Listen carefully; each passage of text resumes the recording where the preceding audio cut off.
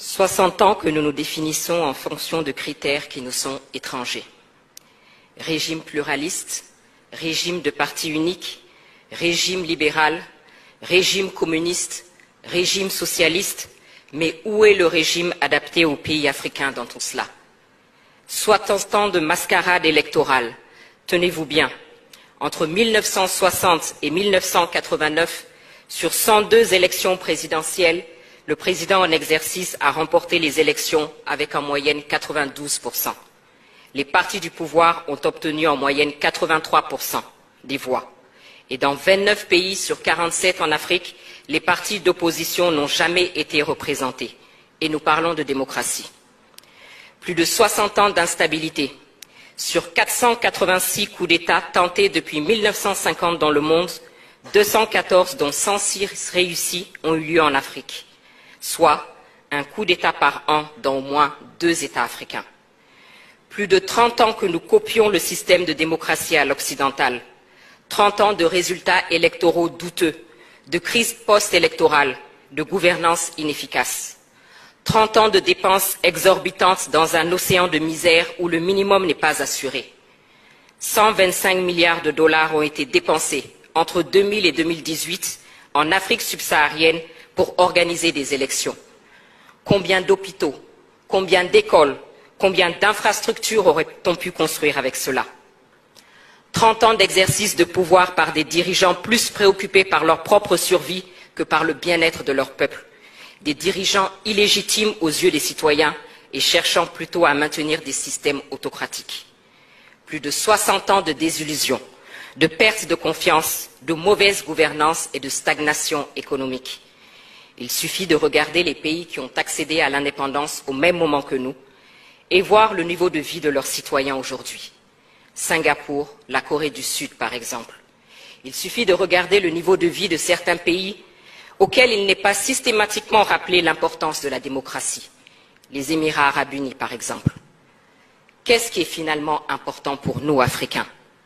Copier les autres ou tracer notre propre voie vers nos aspirations profondes? C'est la question. Bonjour à toutes et tous. Merci pour votre présence, pour votre enthousiasme, pour votre engagement et vos encouragements. Depuis les premiers instants où nous avons partagé ce projet avec vous, ce projet qui est aussi le vôtre. Signe que nous ne sommes pas trompés. Il faut que la situation de notre continent change. Et pour cela, il faut réfléchir, il faut construire, il faut partager, il faut convaincre et surtout, il faut agir. Car si nous ne le faisons pas, personne ne viendra le faire à notre place.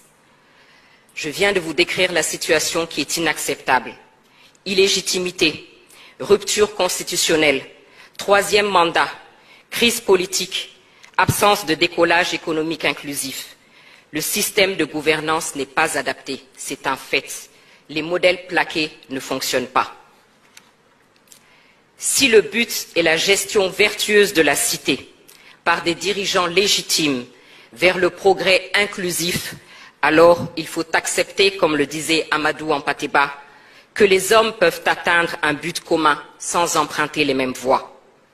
Il est temps de changer, de nous réinterroger et d'élaborer notre propre réponse, celles qui nous sont adaptées. Surtout que nous avons un riche passé, ne serait-ce que l'organisation de nos empires et royaumes. Et n'oublions pas de rappeler à ceux qui sont prompts à la dénonciation à géométrie variable de la question des droits de l'homme que nous, Africains, avons été les premiers à proclamer les droits de l'homme et du citoyen dans la charte du Mandé de 1236. Dans la commission gouvernance et institutions, nous avons travaillé sur plusieurs thèmes que nous avons déclinés en faits. Nous versons au débat nos pistes de réflexion pour être complétés, pour être enrichis, adaptés, car nous sommes conscients que l'Afrique est plurielle. Parce qu'une chose est sûre, il faut changer et il faut bien commencer quelque part. Nos pistes de réflexion sont faites sans tabou et de manière constructive. Nous nous interrogeons sur ce qui ne fonctionne pas, notamment la question de la légitimité de nos dirigeants. Ils sont élus sur le papier à l'issue de processus dont la transparence peut clairement être mise en doute dans plusieurs cas. Il est normal qu'à la moindre crise, il ne bénéficie d'aucun soutien de la population et soit balayé parce que considéré comme illégitime. D'autant plus que dans plusieurs États africains, nous avons des monarques qui règnent sans contre-pouvoir, sinon sur le papier, et ne rendent pas compte. Le débat sur la limitation des mandats qui nous a été imposé est une autre piste de réflexion. Est-il adapté à notre situation actuelle, nous, Africains? Chaque 5 ans, chaque 7 ans, ce sont des violences électorales, des coups d'État constitutionnels. Est-ce la priorité dans des États en crise comme les nôtres? Et ceux qui nous insufflent cette obligation ne se sont pas gênés pour ignorer superbement cette disposition constitutionnelle lorsque eux-mêmes étaient en crise. Souvenez-vous du président Roosevelt des États-Unis, élu pour 4 mandats, et je ne parle pas du général de Gaulle, président de 1958 à 1969. Nous voyons tous la situation de nos États. Pourquoi ne pas dépasser ce débat et se poser les vraies questions qui sont: comment désigner des dirigeants qui gouverneront et travailleront uniquement au service d'une vision partagée? Autrement dit, qu'est-ce qui est important pour nous, Africains? Est-ce que ce n'est pas ce qu'on fait du mandat et non sa durée? Et face à un dirigeant dont le pouvoir dévie, il faut avec responsabilité réfléchir aux mécanismes de destitution, des mécanismes connus de tous et encadrés.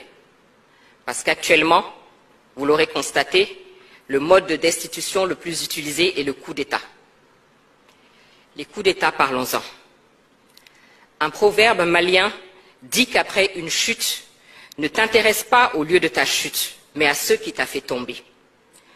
Au-delà des condamnations quasi automatiques, ne faut-il pas s'interroger sur la cause de ces coups d'État? Et pourquoi ils suscitent à chaque fois un espoir de changement pour nos populations? Mais également, ne faut-il pas que nous arrêtions les faux fuyants et que nous considérions la question de l'armée, qui est clairement un acteur à part entière dont il faut définir le rôle?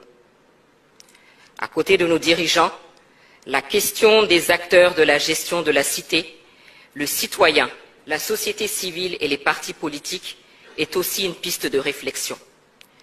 Le citoyen a voix au chapitre uniquement au moment des élections. Nos sociétés civiles sont moribondes ou devenues des instruments aux mains des puissances étrangères. Et les partis politiques voient leur nombre exploser et sont souvent devenus des moyens d'accéder aux postes ministériels ou autres avantages plutôt que de participer à faire avancer le débat. J'ai parlé de légitimité tout à l'heure. Justement, ceux qui en bénéficient sont nos légitimités traditionnelles, dont la place est connue, acceptée, respectée de tous. Ne devrions-nous pas leur redonner leur place, les remettre au centre, à équidistance des jeux politiques et assurer leur indépendance financière? Ces pistes de réflexion sur lesquelles nous travaillons concernent donc nos institutions internes, bien entendu, mais cela est valable pour nos institutions régionales et sous-régionales. En zone francophone, les résultats de ces institutions sont plus que mitigés quand elles ne sont pas sous la coupe d'influences et d'agendas étrangers. Sinon, comment expliquer que les décisions de ces institutions dites africaines soient annoncées depuis une capitale européenne, ou alors que les chefs d'État de ces institutions soient invités par un chef d'État européen à tenir leur sommet dans une ville américaine?